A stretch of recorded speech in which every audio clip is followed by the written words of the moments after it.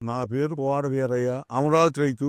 6 ఎకరాల పొలం ఇచ్చాను. నేను 4 ఎకరాలు ఇచ్చాను. మా కొడుకులు ఇస్తే 2 ఎకరాలు ఇచ్చారు. 6 ఎకరాలు ఇచ్చాము.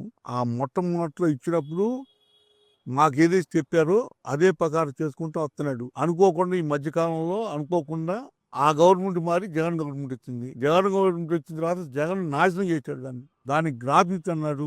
దాన్ని రకరకాలుగా మాట్లాడారు. స్పీకర్ మాట్లాడాడు. అమ్మటి రాంబాబు మాట్లాడాడు.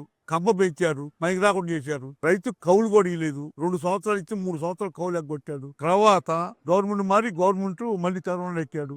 ఎక్కిన తర్వాత ఈయన ఆ 2 సంవత్సరాలు కౌలు కూడా ఇచ్చాడు. ఆ 2 సంవత్సరాలు కౌలు కూడా ఇచ్చి రైతుతో అనుకూలంగా ఉండి పనులు మొత్తం చేస్తున్నాడు. పనులు మొదలుపెట్టి ఇప్పుడు కూడా ఆ మనిషి అట్టెక్కురాకు మాటలే చెప్తే మంచి మాటలు మాట్లాడట్లా.